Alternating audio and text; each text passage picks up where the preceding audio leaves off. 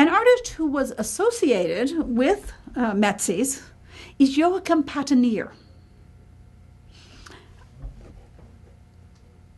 His date's probably from around 1480 to 1524. He's known for landscape painting. At this point in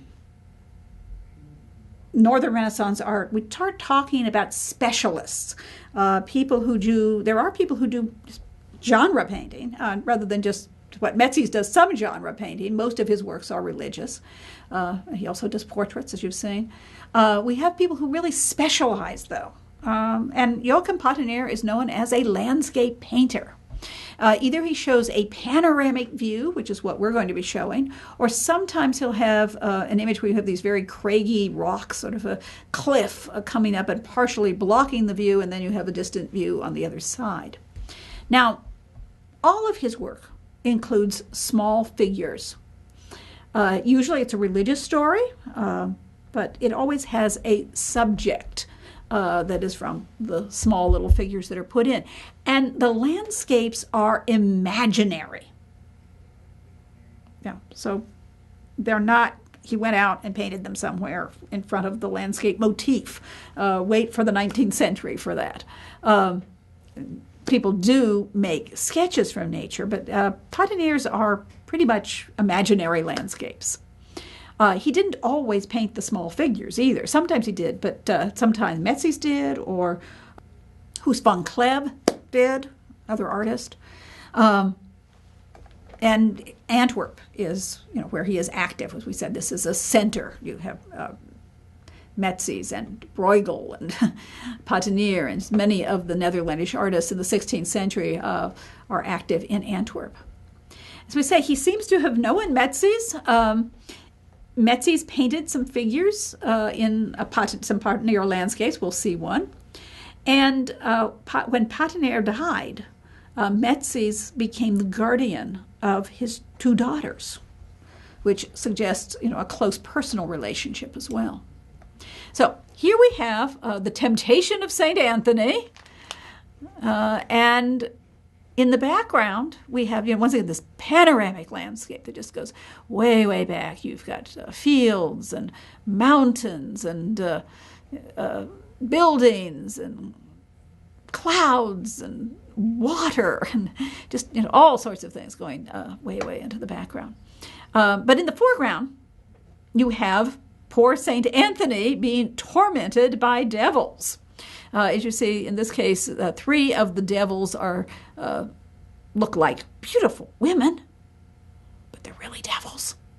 And the other one is this grotesque old woman. So the figures are painted by Metzys. The landscape is by Patinir, about 1520s. Obviously before 24 when Patinir died. We're looking at it closely. You'll notice this little monkey here is pulling at the saint as well. No, he's associated with it apes nature, so it's a kind of grotesque human being, so like a devil. So these are the demon women who are tempting the saint. So one of them's offering him an apple. The other is touching him. And he is resisting. You'll notice that his rosary has fallen on the ground, however. Now, there's little details in the background, too. You can see here there are devils.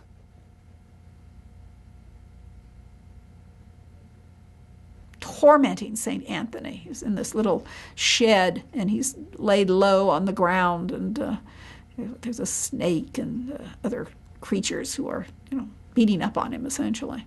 On the other side, we see this sort of watery river, and you have, beautiful woman in the boat, naked, really feasting. She doesn't have a lot of food there, but, has a table in the boat. And then we see beautiful women in the water. You may remember that story about the devil queen of the Nile tempting St. Anthony. Here we seem to have 3 or 4 temptresses. And then we look, and beyond that, into the landscapes. These incredible vistas that just go far, far back. And you see little things, little towns, a flock of sheep, a windmill. On the other side, these very, very craggy mountains, that presumably come out of the imagination of Joachim Patinir.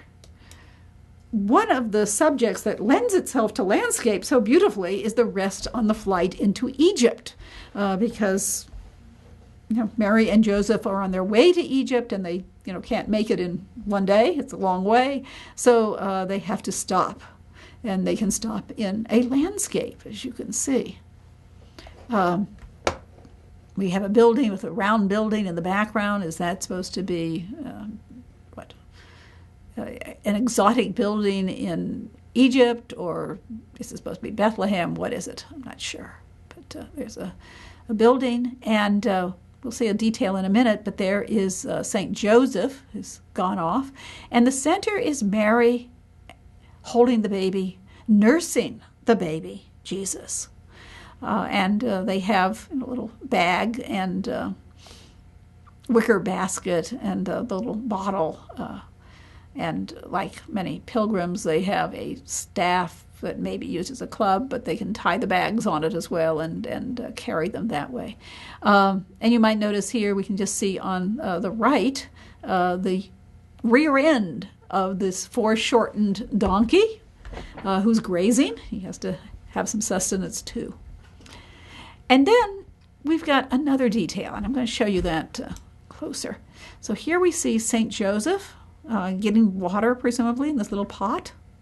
And this city. Now, when I look a little closer at the city, it'd be interesting if we could see the actual painting.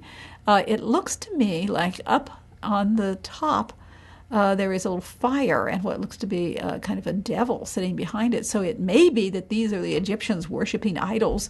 The story was that when the Christ child entered Egypt, all the idols fell off of their pedestals and broke. I don't see that happening.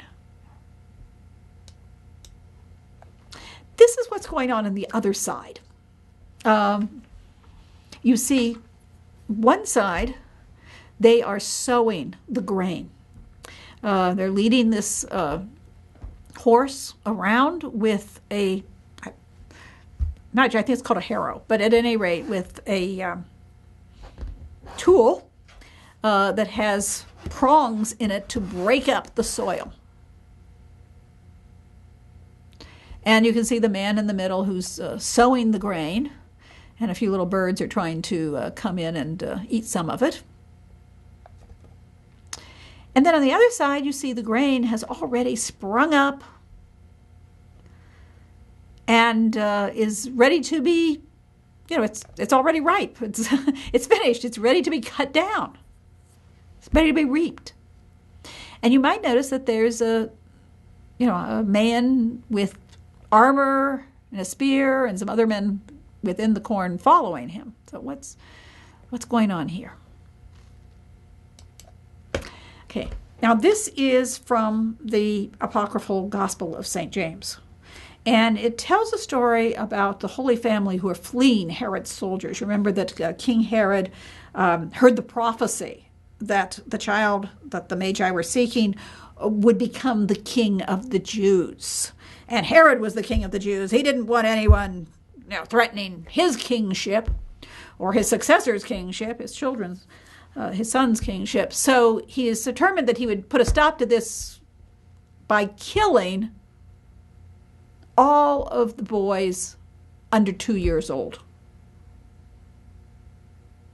Presumably from the time that the Magi had seen the star. Or maybe just extra time to be sure he got him. So he's going to kill all the boys that were babies, essentially. And in this story, they are pursuing the Holy Family. They, I guess, had word that this child they're looking for has gone this direction, and the soldiers are after them. And as the Holy Family passes the farmers, the peasants who are sowing their grain, the Christ child causes a miracle. He causes the grain to rise up and ripen in just, a few minutes. I mean, Herod's troops are right behind them. So they arrive and, they come out and they see the farmers, and so they say, have you seen, this woman and child? Have you seen anybody like that? And the farmers, say, yeah, we've seen them. And they say, good. When did you see them? And the farmers, the peasants, reply, when we were sowing the grain. Well, the soldiers would assume that was months ago. Taking all that time, for the grain to ripen and be ready to be reaped. And they say, well, we'll never catch them now. It was so many months ago. And they give up the pursuit. Now, it's called the miracle of the corn. In this case, corn does not mean maize. It means grain in general. And you can see it looks like wheat. Okay, not all of Patinir's landscapes are Christian religion. This one is from classical antiquity, although it's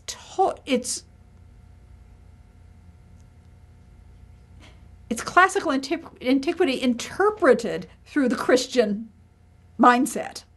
So the subject is something we would know from ancient Greece and Rome. Charon, the classical boatman who ferries the souls across the river Styx after they have died. And so this broad river is the river Styx. And we'll show you some details in a moment. But on one side, you can see an angel in the beautiful landscape. On the other side, you will see devils, and in the background, this fiery hell. So this is obviously heaven and hell in the Christian sense. And Charon now is ferrying that soul, well, one way or the other. Looks like he's headed a little bit toward the hell side, but maybe he'll change course. So, Christian interpretation, classical mythological figure, with Charon rowing the soul across the river Styx to Hades. Only, in this case, there's another choice. There's heaven.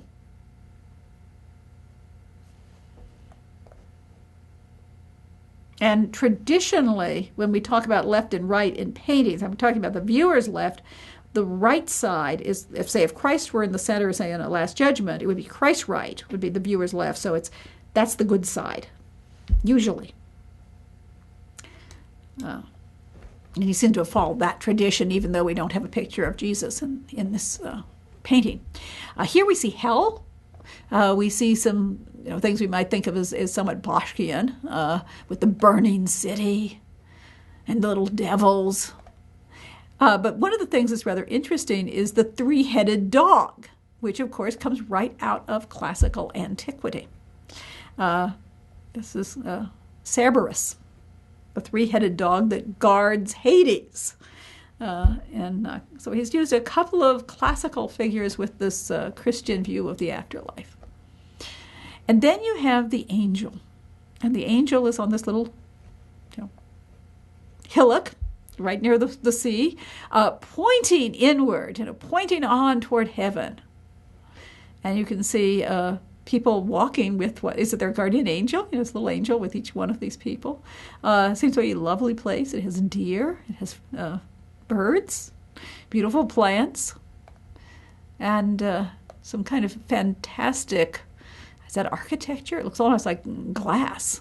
Once again, you think of Bosch, but not as busy, not as much of all of the little creatures.